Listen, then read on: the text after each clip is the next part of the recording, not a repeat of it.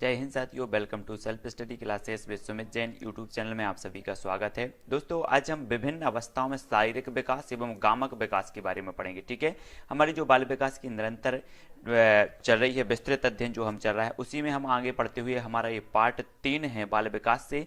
तो हमें पढ़ना है विभिन्न अवस्थाओं में शारीरिक विकास एवं गामक विकास के रूप में। ठीक है, बहुत ही अच्छी सरल भाषा में बिल्कुल एकदम जो है अच्छे से हम समझेंगे इसको। शारीरिक विकास के क्षेत्र समझो। सबसे पहले तो शारीरिक विकास के क्षेत्र कौन कौन से, अगर आपसे पूछा जाएगा कि निम्न में से बताइए कौन सा शारीरिक विकास का क्षेत्र नहीं है, तब आपको पता होनी चाहिए ये चीज। ठीक है, सबसे पहले शरीर रचना या संपूर्ण शारीरिक ढांचा, है ना। शरीर रचना या संपूर्ण शारीरिक ढांचा ये हो जाएगा, स्नायु मंडल हो जाएगा, मांसपेशियां वृद्धि हो जाएंगी, गामक तंत्र हो जाएगा, और नेक्स्ट आपका क्या होगा, अंतःस्रावी ग्रंथियां। ये सभी क्या होगी, शारीरिक विकास के क्षेत्र माने जाएंगे। सभी को अच्छे से याद करनी है। ठीक है, अब शारीरिक विकास की हमें विशेषताएं देखनी है।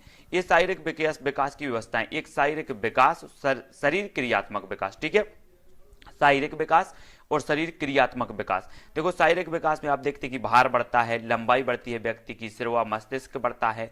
ठीक है, मांसपेशियां और दांत, इन सभी का जो विकास होगा वो शारीरिक विकास कहलाएगा। ठीक है, शरीर क्रियात्मक विकास, देखो ये तंत्रिका तंत्र अगर इसमें विकास हो रहा है तो ये शरीर क्रियात्मक विकास के अंतर्गत आएगा। हृदय व परिवहन तंत्र, श्वसन तंत्र, पाचन तंत्र, है ना, पाचक तंत्र, और अंत जो स्त्रावी ग्रंथियां होती, ये सभी जो हैं वो शरीर क्रियात्मक विकास के अंतर्गत। आपसे पूछा जाएगा कि निम्न में से बताइए कौन सा शरीर क्रियात्मक विकास के अंतर्गत आता है, तब आपको तंत्रिका तंत्र, हृदय व परिवहन तंत्र, श्वसन तंत्र, पाचन तंत्र, ये सभी पता होनी चाहिए। ठीक है, और शारीरिक विकास के अंतर्गत जो आएंगी वे आएंगी, तो ये चीज याद होनी चाहिए। ठीक है, यहां से क्वेश्चन पूछे गए। देखो एमपी टेट 2011 में ये पूछा गया। यहां पर देखो, शैशवावस्था में शारीरिक विकास, शैशवावस्था में शारीरिक विकास, देखो जन्म से 3 वर्ष, जन्म से 3 वर्ष में कैसा होता है, अत्यंत तीव्र गति से विकास होता है। ये चीज हमें समझनी है। ठीक है, और देखो 3 वर्ष से 6 वर्ष, आपको पता है शैशवावस्था का जो काल माना जाता है वो माना जाता है जन्म से लेकर 6 वर्ष तक का काल क्या माना जाता है, शैशवावस्था। अधिकांश विद्वान यही मानते हैं, कुछ विद्वान 5 वर्ष तक मानते हैं, लेकिन शैशवावस्था में शारीरिक जो विकास होता है जन्म से 3 वर्ष तक जो होता है वो अत्यधिक तीव्र होता है,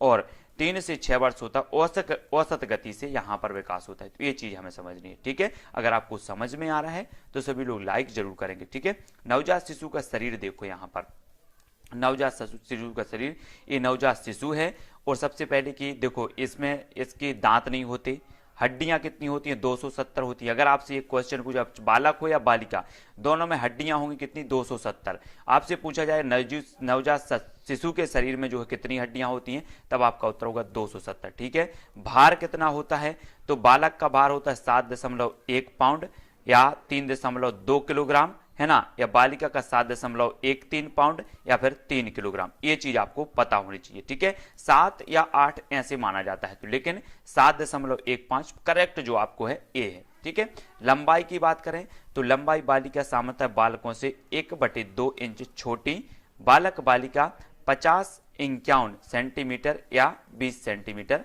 जो है लगभग। ठीक है, ये चीज देखना है। मांसपेशियां देखो, शरीर के कुल भाग का 23%, कुल भाग का 23% मांसपेशियां होती हैं, है ना। एक नवजात शिशु की बात हो रही है यहां पर। और नेक्स्ट देखें, सिर व मस्तिष्क, तो शरीर की कुल लंबाई का 1/4 भाग यानी कि 350 ग्राम। अगर आपसे पूछा जाए कि मस्तिष्क का भार कितना होता है, तो 350 ग्राम होता है। मतलब शरीर के कुल लंबाई के कितने बटे भाग होता है, तो 1/4 भाग होता है। ये सब यहां से पेस्ट जो है आपके कई प्रश्न बन सकते हैं, तो एक एक चीज यहां से आपको समझनी है। दोस्तों, अगर वीडियो आपका तनिक भी फायदेमंद है तो वीडियो को लाइक जरूर करें। शैशवावस्था में शारीरिक विकास देखो, अब शैशवावस्था में शारीरिक विकास, भार देखो जन्म के समय जो भार होता है वो कितना होता है, थोड़ा सा और जूम कर लेते हैं। शैशवावस्था में जो हम देख लेते हैं, जन्म के समय भार होता है 7 से 8 पाउंड। ठीक है, 6 माह में दुगना और 1 वर्ष में तिगुना। आपसे पूछा जाता है कि एक नवजात शिशु का 6 माह में जो भार होता है तो कितना हो जाता है, दुगना हो जाता है। 1 साल में कितना होता है, 1 वर्ष में तिगुना हो जाता है। ये सभी आपको फैक्ट जो है याद रखना है। लंबाई देखो, जन्म के समय में 50 से 51 सेंटीमीटर इसकी लंबाई होती है, 1 वर्ष में 27-28 इंच हो जाती है। ठीक है, दूसरे वर्ष में 31-32 इंच होती है, और 6 वर्ष में 40 से 44 इंच हो जाए। ये जो फैक्ट हैं आपको याद करना है, मोस्ट इंपॉर्टेंट फैक्ट हैं। सिर व मस्तिष्क में देखो एनसीईआरटी पर आधारित ये नोट्स हैं सभी लोगों को। सिर व मस्तिष्क जो है जन्म के समय शरीर की कुल लंबाई का 1/4 भाग, ठीक है। भार जन्म के समय 350 किलोग्राम होता है।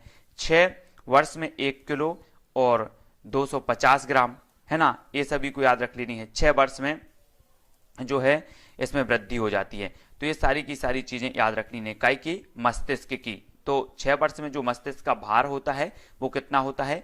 1 किलो 250 ग्राम। अगर आपसे पूछा जाए कि एक बालक का जो है शैशवावस्था के अंत में या 6 वर्ष में भार कितना होता है, तब आपका उत्तर होगा 1 किलो 250 ग्राम।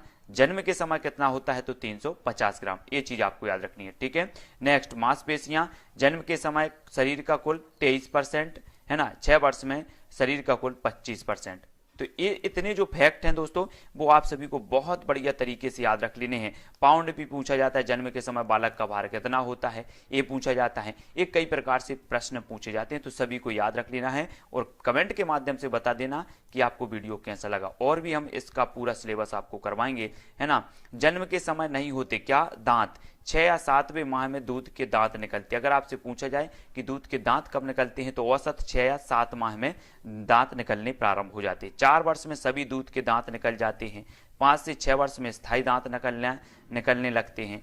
तो ये सभी को याद रख लेना है, ठीक है। नेक्स्ट बात करें हड्डियां, तो जन्म के समय जो हड्डियां होती हैं वो 270 होती हैं, कोमल तथा लचीली, ठीक है। निर्माण की बात करें तो जो है हड्डियों का जो निर्माण कैल्शियम, फास्फोरस एवं खनिज पदार्थ अस्थिकरण की प्रक्रिया, तो इनसे होता है हड्डियों का निर्माण। ये चीज आपको याद रख लेनी है, ठीक है। जन्म के समय आपसे पूछा जाता है कि जन्म के समय जो हड्डियां होती हैं वो होती हैं 270, है ना। अब बाल्यावस्था में शारीरिक विकास देखेंगे हम। अभी हमने शैशवावस्था में देख लिया, अब बाल्यावस्था में देखो। बाल्यावस्था में शारीरिक विकास का स्वरूप देखो। 6 से 9 वर्ष संचय काल, 6 से 9 वर्ष का जो समय माना जाता है वो संचय काल माना जाता है, ठीक है, याद रख लेना, है ना। और जो है विकास तीव्र गति से होता है, ये चीज आपको याद रखनी है ना। 9 से 12 वर्ष परिपाक काल कहा जाता है। ये दोनों आते हैं। अगर आपसे पूछा जाएगा बाल्यावस्था में 6 से 9 वर्ष का काल क्या कहलाता है, तब आपको पता होनी चाहिए संचय काल।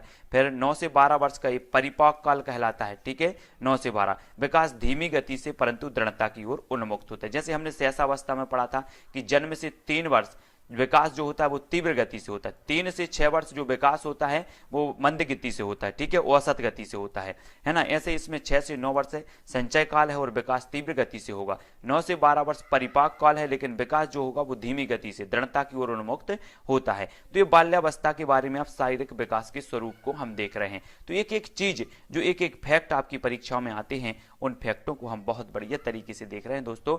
बिल्कुल आपका एक एक फैक्ट जरूरी है। बाल्यावस्था में शारीरिक विकास देखो अब कैसे हो रहा है, यहां पर देखते हैं हम। सबसे पहले भार देखो, बालिकाओं का भार बालकों से अधिक होता है इसमें, ये चीज आपको याद रख लेनी है, ठीक है। 12 वर्ष के अंत तक 80 से 95 पाउंड भार हो जाता है ना, किस बाल्यावस्था में? 12 वर्ष की उम्र तक, ये चीज आपको याद रखनी है। लंबाई धीमी गति से बढ़ती है, 12 वर्ष के अंत तक 54-55 इंच हो जाती है 12 वर्ष के अंत तक, ठीक है, याद रखो। हड्डियां बाल्यावस्था के अंत तक 270 से बढ़कर 350 हो जाती हैं। अगर आपसे पूछा जाए कि बाल्यावस्था के अंत तक जो एक बालक की हड्डियां होती हैं वो कितनी होती हैं, तो ये 350 तक पहुंच जाती हैं, ठीक है। बात करें दांत, 6 वर्ष तक दूध के दांत गिरना तथा स्थायी दांत निकलना प्रारंभ हो जाता है। 12 वर्ष के अंत तक सभी 24-28 स्थायी दांत निकल आते हैं, ये चीज भी याद रख लेनी है। अगला देखें सिर मस्तिष्क, शरीर के कुल भार का 95% जो है इसका होता है, ठीक है, याद रख लेना है। और मांसपेशियां शरीर के कुल भार की 35% होती हैं, तो ये चीज सभी को याद रख लेनी है, ठीक है, बहुत बढ़िया। तो इस प्रकार से दोस्तों हमें कुछ महत्वपूर्ण फैक्टों पर यहाँ पर चर्चा करना है। किशोरावस्था में शारीरिक विकास देख लेते हैं अब हम। किशोरावस्था में किस प्रकार से शारीरिक विकास होता है उसको जानेंगे, ठीक है। ये है आपकी किशोरावस्था, ये किशोरावस्था है, ठीक है। अब देखेंगे हम देखो लंबाई में क्या होती है, तीव्र वृद्धि होती है, लंबाई में तीव्र वृद्धि, और बालिका की जो है 16 वर्ष तक वृद्धि होती है। ये देखो आपने वृद्धि पढ़ी होगी और विकास भी पढ़ा होगा, ठीक है। हम वृद्धि विकास पढ़ लेते हैं लेकिन वो चीज नहीं पढ़ते हैं जो अपने जरूरी है। आपसे पूछा जाता है कि जो है किस उम्र तक बालिकाओं की वृद्धि तीव्र गति से होती है, किस उम्र तक बालिकाओं की वृद्धि होती है, इस प्रकार से। तो 16 वर्ष तक वृद्धि होती है बालिकाओं की, है ना, याद रख लेना है। और बालक की देखो, बालक की 18 वर्ष के बाद भी वृद्धि, है ना, तो ये चीज आपको याद रखनी नहीं है, ठीक है, ये 18 वर्ष तक होती है। तो दोस्तों हमने यहाँ पर देख लिया, क्या देख लिया, किशोरावस्था में कि जो तीव्र लंबाई में वृद्धि होती है बालिकाओं की जो होती है वो 16 वर्ष में होती है, बालक की जो होती है वो 18 वर्ष के बाद भी होती है, ठीक है। हड्डियां, इसमें स्थिरीकरण की प्रक्रिया पूर्ण हो जाती है। मांसपेशियों की बात करें तो कुल शरीर के 45% मांसपेशियां होती हैं, ठीक है। अन्य विकास की बात करें तो ज्ञानेंद्रियों एवं कामेंद्रियों का विकास हो जाता है, आवाज में परिवर्तन होने लगता है, ठीक है। और यहाँ पर देखें सिर व मस्तिष्क का विकास, तो यहाँ पर किशोरावस्था में आकर के पूर्ण विकास हो जाता है और 1200 से 1400 ग्राम जो है मस्तिष्क का भार हो जाता है, ठीक है, सभी को याद रख लेना है। और यहाँ पर देखें भार, तो बालकों का भार बालिकाओं से अधिक होता है, किसमें, किशोरावस्था में।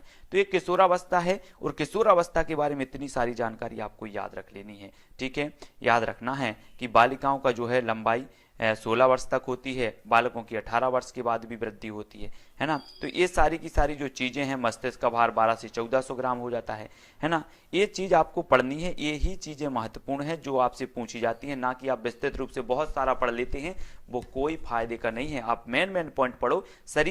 शारीरिक विकास को प्रभावित करने वाले कारक देखेंगे यहाँ पर। सबसे पहले हम शारीरिक विकास को प्रभावित करने वाले कारक देखो क्या कारक हैं, ये शारीरिक विकास को कैसे प्रभावित कर रहे हैं। देखो सबसे पहले तो है भौगोलिक परिस्थितियां। ये भौगोलिक परिस्थितियां शारीरिक विकास को क्या करती हैं, प्रभावित करती हैं।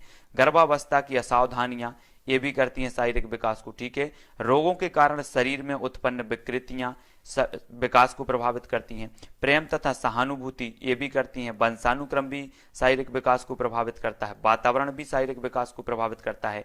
पौष्टिक भोजन भी करता है। परिवार की स्थिति भी करता है ना। निद्रा व विश्राम भी शारीरिक विकास को प्रभावित करती है। तब नियमित जो दिनचर्या है वो भी आपके शारीरिक विकास को प्रभावित करेगी। खेल तथा व्यायाम भी शारीरिक विकास को प्रभावित करती है और दुर्घटना आदि भी शारीरिक विकास को प्रभावित करती हैं। तो ये पूरे के पूरे शारीरिक विकास को प्रभावित करने वाले कारक हैं। क्वेश्चन आपसे बनेगा, निम्न में से बताइए कौन सा शारीरिक विकास को प्रभावित करने वाला कारक नहीं है।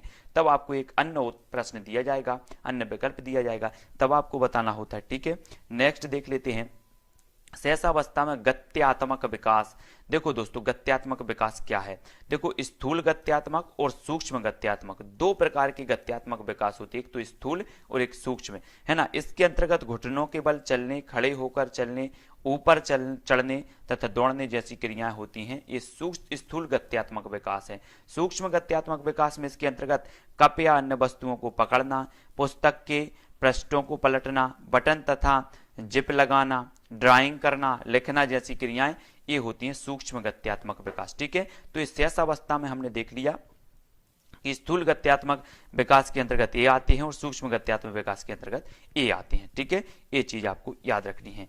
इसके बारे में हम थोड़ी सी और देखेंगे। परीक्षा उपयोगी कुछ महत्वपूर्ण तथ्य हैं वो जानेंगे पहली बारी तो, है ना। सूक्ष्म गति कौशल है, तो सूक्ष्म गति कौशल क्या, अगर आपसे पूछा जाता है कि सूक्ष्म गति कौशल क्या है, तब आपका उत्तर होना चाहिए लिखना सूक्ष्म गति कौशल है। नवजात शिशु का भार होता है तो 7 पाउंड होता है, ठीक है। शारीरिक विकास का क्षेत्र है तो स्नायु मंडल है। शारीरिक विकास का क्षेत्र क्या है, स्नायु मंडल है, ठीक है। हमने शारीरिक विकास के विभिन्न क्षेत्र देखे थे ना सभी ने, हाँ, तो वो चीज यहाँ पर पूछी गई है। व्यवहार का करना पक्ष आता है सीखने के गतिक क्षेत्र में, है ना। गर्भ में बालक को विकसित होने में समय लगता है तो 280 दिन।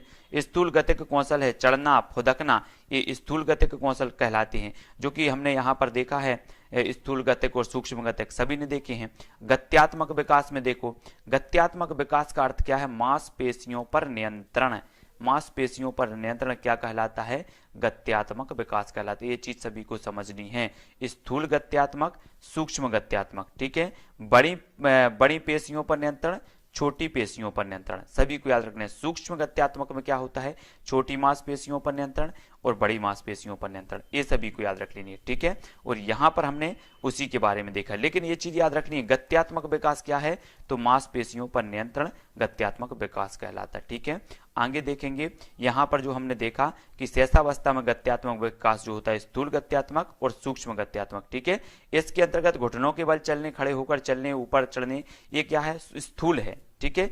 और ये सूक्ष्म है ना। कप या वस्तुओं को पकड़ना, ये मांसपेशियों में सूक्ष्म गत्यात्मक विकास है।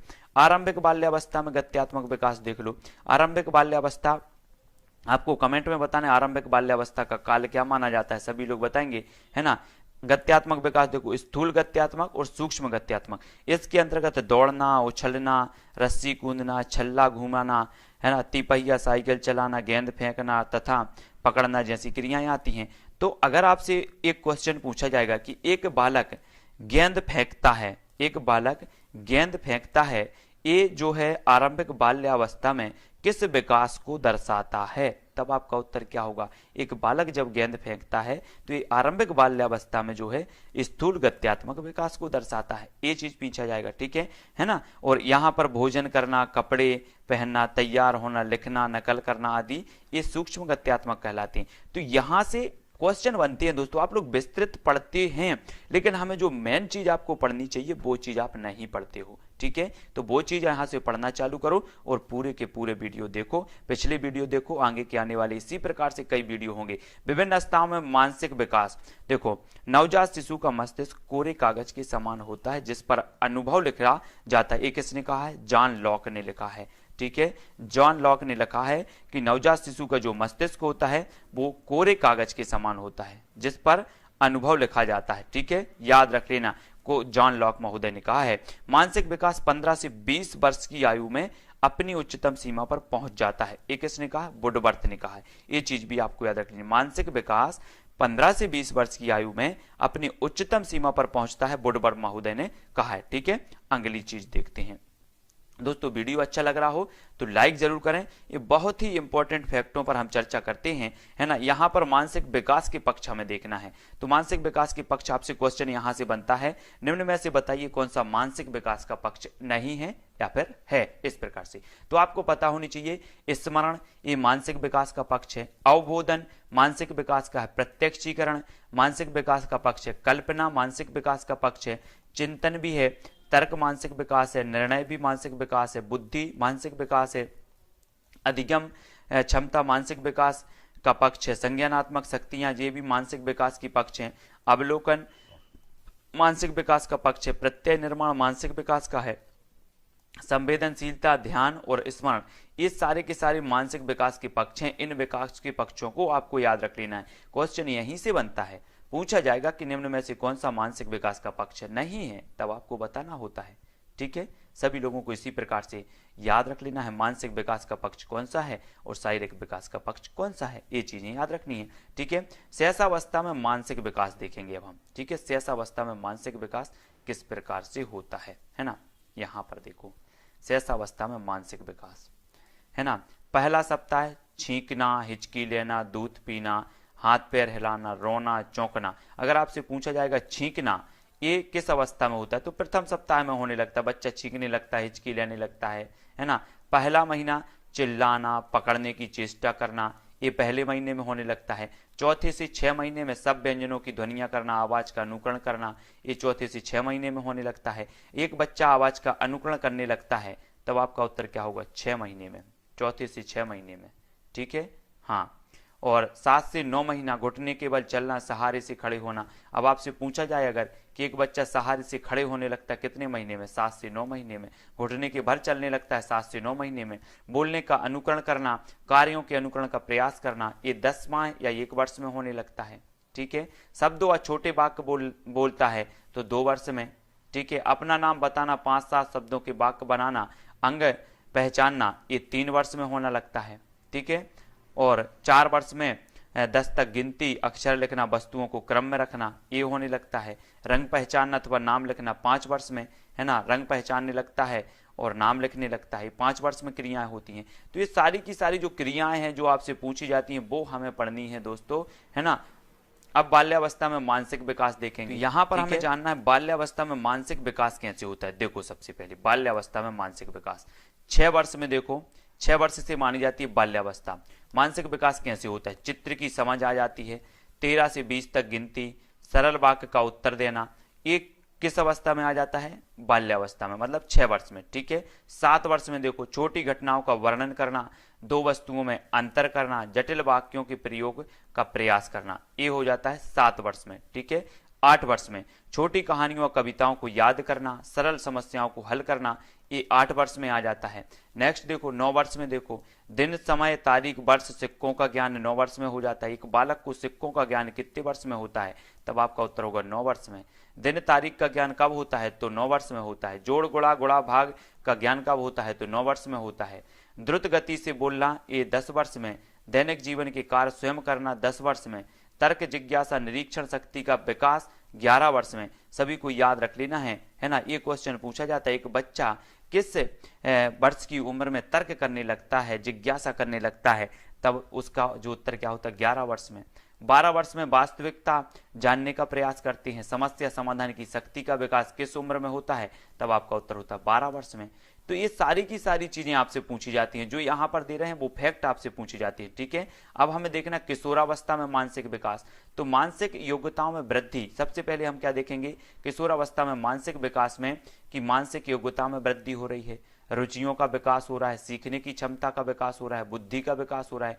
तो ये सारे के सारे जो हैं सभी किशोरावस्था में होते हैं। बुद्धि का विकास देखो किस प्रकार से, चिंतन शक्ति का विकास होता है, तर्क शक्ति का विकास, ध्यान शक्ति का, भाषा का विकास, कल्पना शक्ति का विकास, स्मरण शक्ति का, ये बुद्धि का विकास यहाँ पर हो रहा है, ठीक है। तो मानसिक योग्यताओं का वृद्धि हो रही, रुचियों में विकास, सीखने की क्षमता हो रही और बुद्धि में विकास हो रहा है। ये चीज आपको समझनी है, ठीक है। अगला हम देखें मानसिक विकास को प्रभावित करने वाले कारक। तो सभी लोगों ने देखे मानसिक विकास को कौन कौन प्रभावित करता है। उचित प्रकार की शिक्षा, विद्यालय, शिक्षक, है ना, शारीरिक स्वास्थ्य, समाज भी करती है, और जो है परिवार की सामाजिक स्थिति, परिवार का वातावरण, वंशानुक्रम, परिवार की आर्थिक स्थिति, माता पिता की शिक्षा। तो ये जो है तथ्य मानसिक विकास को प्रभावित करने वाले कारक होते हैं, ठीक है। अब दोस्तों हमें अगले के पॉइंट में परीक्षा उपयोगी कुछ महत्वपूर्ण तथ्य पढ़ना है, जो हम अगले वाले वीडियो में पढ़ेंगे। आपको ये वीडियो कैसा लगा लाइक करके बताना और शेयर कर जरूर करना। उसके पहले 2 पार्ट आपके अपलोड हो चुके हैं, ये तीसरा पार्ट है। तो पूरे के पूरे पार्ट अगर आपने क्रम से देख लिए तो ऐसे अनेकों प्रश्न हैं जो आप कभी गलत करके नहीं आएंगे। तो ये वीडियो कैसा लगा जरूर कमेंट में बताएंगे, ठीक है। वो वीडियो को लाइक और शेयर करना। पर्यावरण और से संबंधित बहुत सारे वीडियो अपलोड हैं, प्लेलिस्ट है, वो जरूर देखें, ठीक है। पर्यावरण और आपकी संस्कृत किससे संबंधित भी आपकी वीडियो मैंने अपलोड किए हैं, गणित पेडागोजी से संबंधित किए हैं। तो सभी वीडियो को प्लेलिस्ट में जाकर के देखें दोस्तों। आज के वीडियो के लिए बस इतना ही। जय हिंद।